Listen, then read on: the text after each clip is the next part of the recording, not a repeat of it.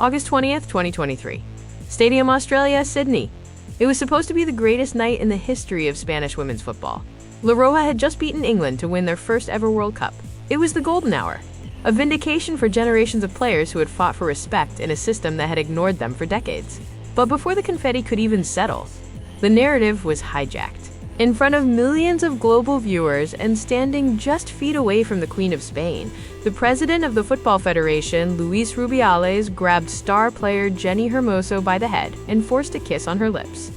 What happened in those 2 seconds would spark a global movement, topple a powerful regime, and lead to a criminal trial that gripped Spain until 2025. This wasn't just about a kiss. It was about power, impunity, and the moment women in sport finally said, "Se acabo, it's over." Welcome to Lifelense Bios. Today we are dissecting the Rubiales case. To understand why that kiss was the spark that blew up the powder keg, we have to go back a year earlier. In September 2022, the Spanish national team was already at war. 15 top players, known as Los 15, sent identical emails refusing to play for the national team. They weren't asking for more money, they were asking for professionalism. They cited their emotional state and health, pointing to a controlling culture under coach Jorge Vilda.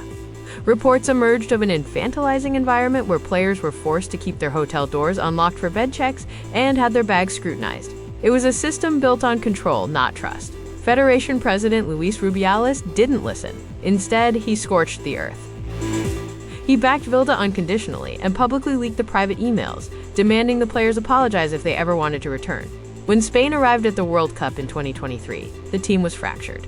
Stars like Mapi Leon and Patri Guijarro stayed home, refusing to compromise their principles even for a shot at glory. So when Rubiales stood on that podium in Sydney, he wasn't just a happy executive.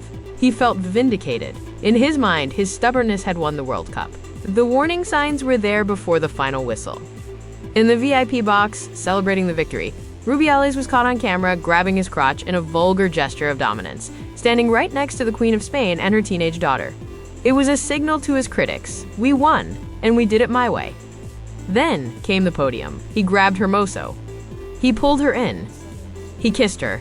In the locker room immediately after, Hermoso live-streamed the celebration. Her raw, unfiltered reaction to teammates was captured forever. "I didn't like it, but what could I do?"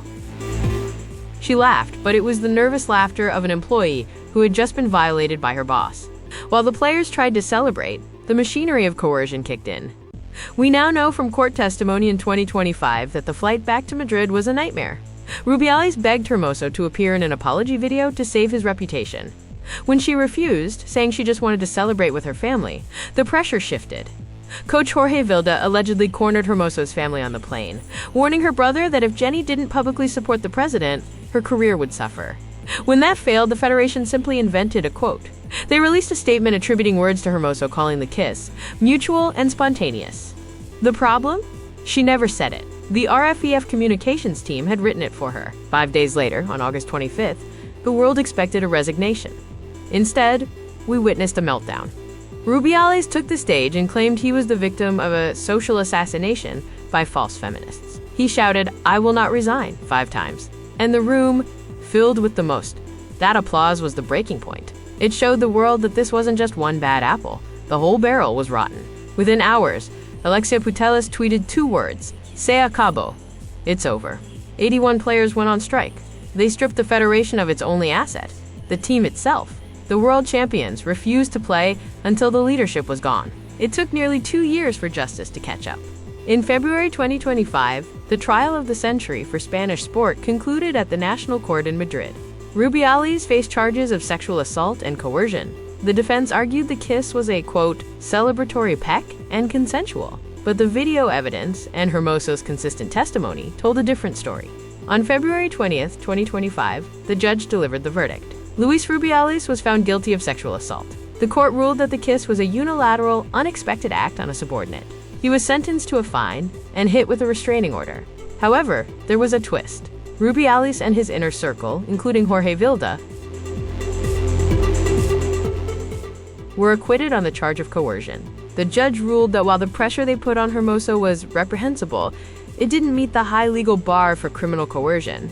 It was a partial victory, but a significant one. Rubiales was branded a sex offender. His appeals were rejected by the High Court in June 2025, cementing his fall from grace. So did Acabo actually change anything? The Rubialistas were purged. Vilda was fired. The Federation implemented new sexual violence protocols in 2024 and finally introduced family reconciliation plans. But stability remains elusive, with coaching changes and corruption scandals still dogging the Federation in late 2025. The Rubiales case proved that even winning a World Cup doesn't protect women from harassment, but it also proved that when women unite, they can bring down giants. The kiss lasted 2 seconds. The revolution it sparked will last a lifetime. Thanks for watching Lifelense Bios. If you found this breakdown helpful, hit that subscribe button and let us know in the comments. Do you think the 2025 verdict was fair? See you in the next video.